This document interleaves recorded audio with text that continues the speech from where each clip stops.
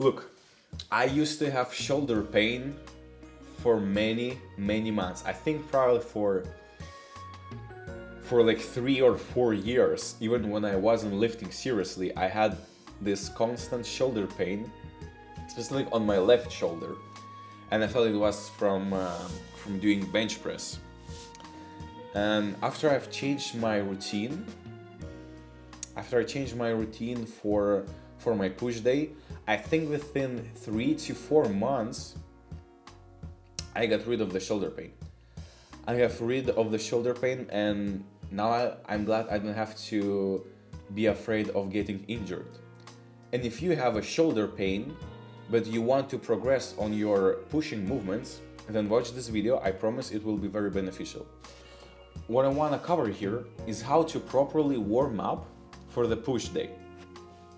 Usually what I do is I grab a wooden stick and I warm up my grip. In any exercise you will do, really any exercise, even squats, it will most likely involve your forearms, and just as in boxing.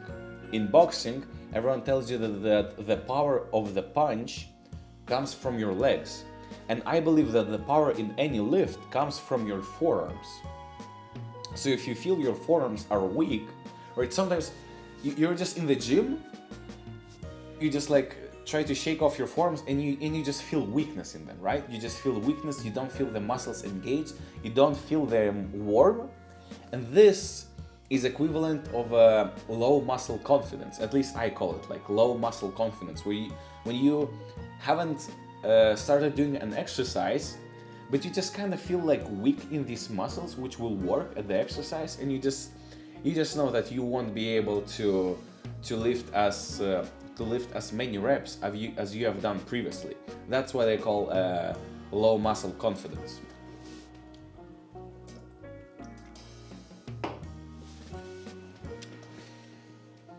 So I just rotate the stick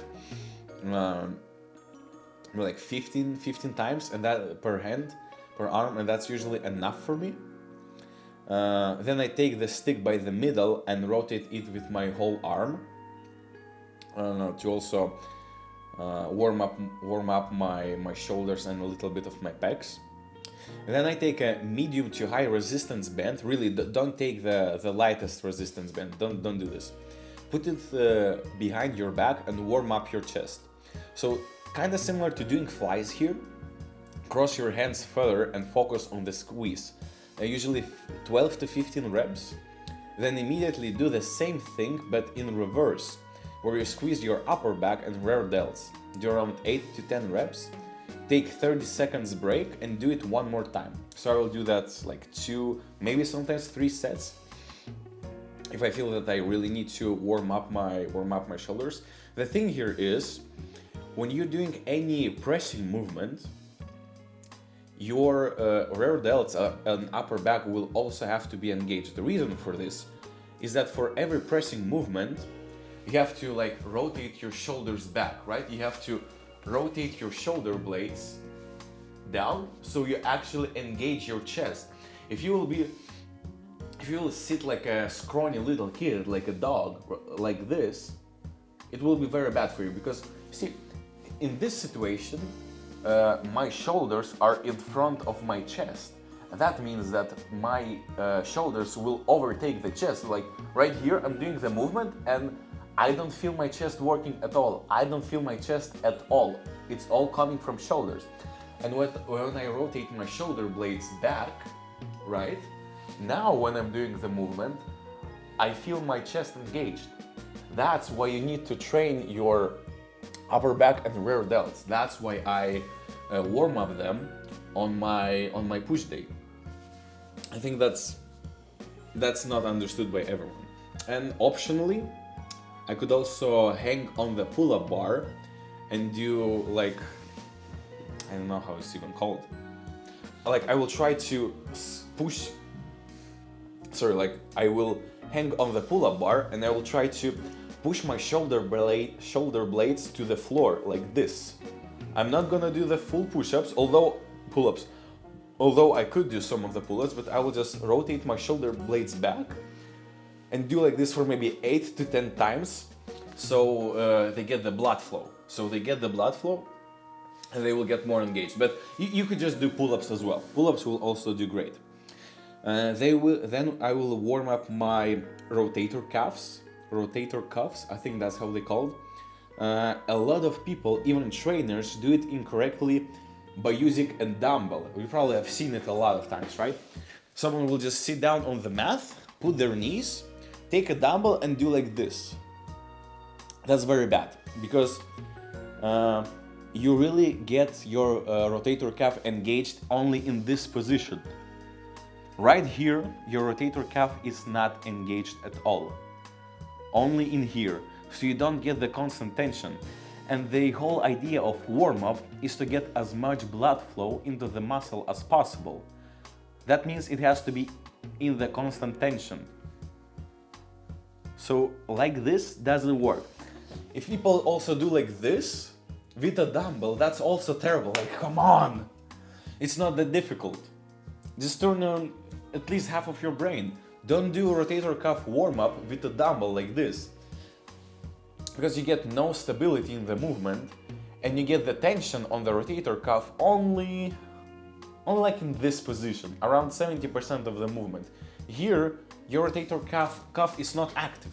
And I even see many trainers do it, like certified trainers, who don't understand simple things. So you could actually use a resistance band for it, but I'm at the stage where light resistance band is too easy for me, and hard resistance band is still too difficult for me. So I will go and just do it in the cable with a regular extension.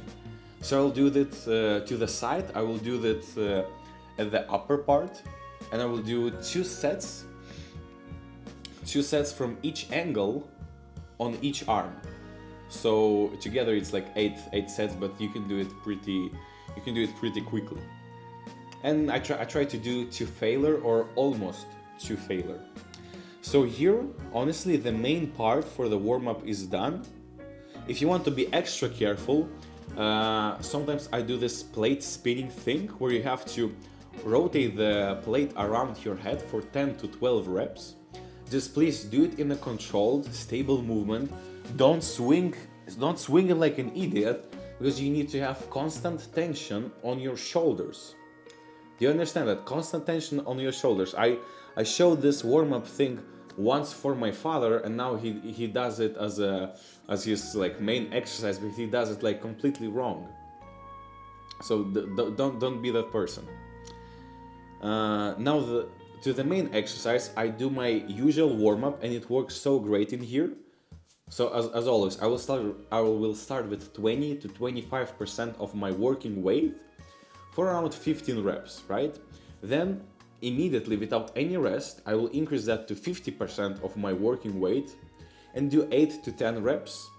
And the last one, maybe like 85, 95%. Of course, you don't need to calculate exactly. And at the end, I will do like 4 to 6 reps. Again, no rest in between to save time. And then after that, take 3 minutes of rest and then start a normal set. So if you are keeping track of your workouts, which you should absolutely do, don't count the warm-up sets as your sets, right? That's not how it works.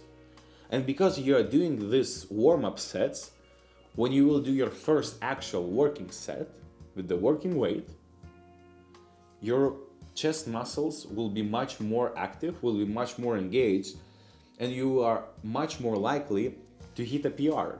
You are much more likely to do it safely without getting injured. You are more likely to do more reps. You are more likely to pick a higher weight and be fine with this. So that's the warm-up routine that helped me with my constant shoulder pain, and it doesn't take away too much time at all. That's actually what also matters for me a lot. So there is like no one main point from this video. I think the whole routine is very important, and you can just cherry pick one thing from it. That's the thing. If you have not only the shoulder pain but also the knee pain, I've also posted a warm up for legs, warm up for training legs, and the routine that I've been using for the last like 8 months.